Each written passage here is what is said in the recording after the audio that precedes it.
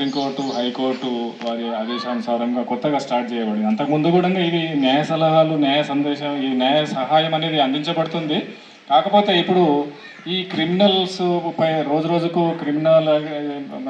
ఉచితంగా అందించాలి, క్రిమినల్ సేవలు ఉచితంగా అందించాలనే ఉద్దేశంతో ఈ పూర్తి స్థాయిలో వీళ్ళు పనిచేయాలనే ఉద్దేశంతో ఇది తీసుకురావడం జరిగింది. అందులో ఏంటంటే జైల్లో ఉన్నటువంటి వాళ్లకు ఇన్కమ్ ప్రూఫ్ అనేది ఏం చూడరు. ఈ ఏదైతే ఒక అప్లికేషన్ ఇచ్చినట్లయితే వాళ్ళందరికీ బెయిల్స్ వేసి వాళ్ళ తరఫున వాదించుకోవడానికి కానీ కోర్టు ద్వారా న్యాయ సహాయం పొంది కోర్టులో కేసు వేయడానికి అవకాశం ఉంటుంది. తర్వాత ఈ చాలా రకాలైనటువంటి మన గవర్నమెంట్ నుంచి వస్తున్నటువంటి బెనిఫిట్స్ కూడా ఏంటంటే, సపోజు మనము తీసుకున్నటువంటి బ్యాంకులో, గవర్నమెంట్ బ్యాంక్స్లలో లోన్ తీసుకున్నట్లయితే మీరు 12 నెలలు అంటే 11 వెంకటేశ్వరప్ప. మరి ఈ సమావేశానికి హాజరైన అందరికీ నమస్కారం. ఇక్కడ సమావేశం ఎందుకొరకంటే చట్టాల గురించి అవగాహన కలిగించడానికి ఈ సమావేశాన్ని ఏర్పాటు చేస్తాం. మేము ఎక్కడి నుంచి వచ్చినామంటే న్యాయ సేవా అధికార సంస్థ నుంచి తెలియజేస్తుంటాం. అదేవిధంగా తర్వాత పథకాలు అంటే సంక్షేమ పథకాలు కూడా ప్రజలకు ఏవేవి ఉన్నాయనే దాని గురించి కూడా అవగాహన కలిగిస్తుంది. అయితే ఈ సంస్థ రాజీ మార్గం ద్వారా కేసులను పరిష్కారం చేస్తుంటారు అన్నమాట. అదేవిధంగా ఉచిత న్యాయాన్ని కూడా ఈ సంస్థ ద్వారా పొందవచ్చు. ఉచిత న్యాయం ఎవరు పొందవచ్చు అంటే ఎస్సీ ఎస్టీ వాళ్ళు, తర్వాత మహిళలు, తర్వాత ఇంకా ఏదంటే 3 లక్షల లోపు ఉండేవాళ్ళు ఎవరైనా కూడా ఇబ్బందిలో ఉంటే కేసు నడుస్తుంటే ఇక్కడ న్యాయ సేవా అధికార సంస్థకు వచ్చి మాకు ఒక లాయర్ కావాలని ఎవరైనా కూడా అప్లికేషన్ పెట్టుకుంటే న్యాయ సేవా అధికారం నుంచి వాళ్ళు ఒక లాయర్ను కూడా మనకు ప్రొవైడ్ చేస్తారనమాట. చూసుకోవాలి.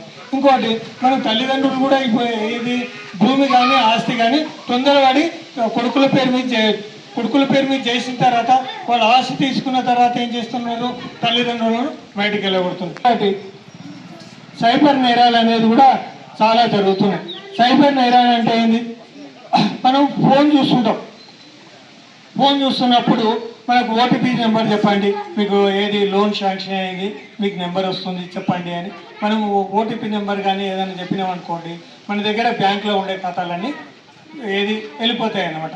అయితే ఇంకోటి మనం పెద్ద ఫోన్ చూస్తుంటే యాప్ వస్తుంది. లాయర్ని పెట్టుకోలేని వాళ్ళు, లేదు అని అంటే ఇంకా ఏదైనా కారుకు వెళ్ళాలి అని అవగాహన లేని వాళ్ళు, ఎలాంటి కేసు మనకున్న సమస్యకి మనం ఎలాంటి కేసు వెయ్యాలి అని తెలియని వాళ్ళకి, ఇలాంటి వాళ్ళందరికీ కూడా సలహా అనేది ఇవ్వడం జరుగుతుంది. కాబట్టి ఈ న్యాయ సేవా సంస్థ ఇచ్చే సహాయాన్ని తీసుకోవాలని చెప్పేసి అందరికీ తెలియాలి. చట్టం గురించి నాకు తెలియదు, నేను చేసింది నేరం అని చెప్పి నాకు తెలియదు అనడానికి లేదు, చట్టం ఒప్పుకోదు. కాబట్టి కొన్ని చట్టాలు చెప్పడానికి వస్తుంటాం మేము. ఇప్పుడు మీరు ఇక్కడ అందరూ కూడా ఊళ్ళో పిల్లలు ఎవరు లేరు కాబట్టి మనకు అందరూ పెద్దవాళ్ళే కాబట్టి పెద్దవాళ్ళకి సంబంధించినవి, జనరల్గా అందరికీ సంబంధించినవి మాత్రమే కొన్ని రిఫరెంట్ తీసుకోవాల్సింది.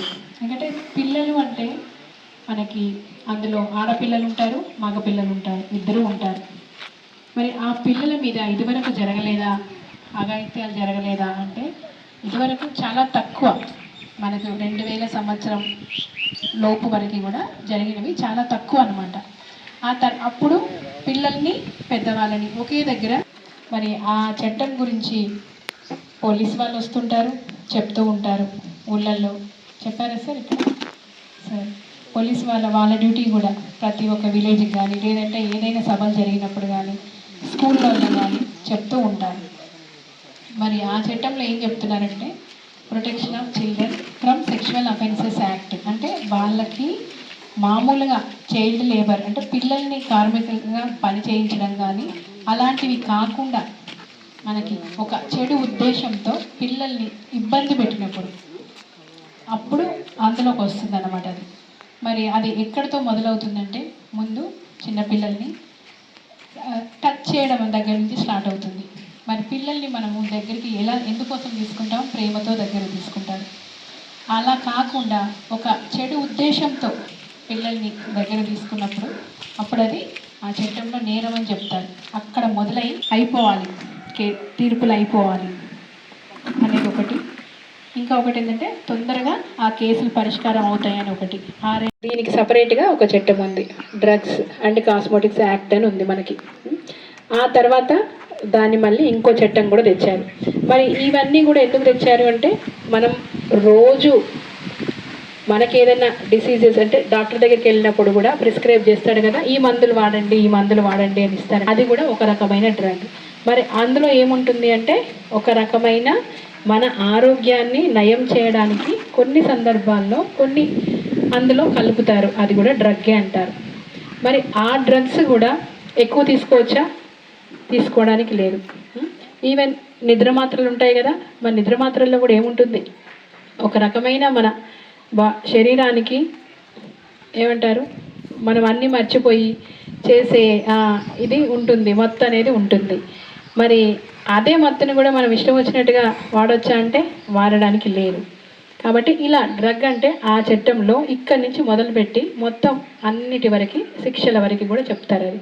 కానీ మనకు సంబంధించింది మాత్రం ఓన్లీ ఈ డ్రగ్స్, మత్తు పదార్థాలకు అలవాటు పడడం, సప్లై చేయడం, తయారు చేయడం, దాని తర్వాత వాటికి నేరాల గురించి మాత్రమే మాట్లాడుకోవాలి ఇప్పుడు.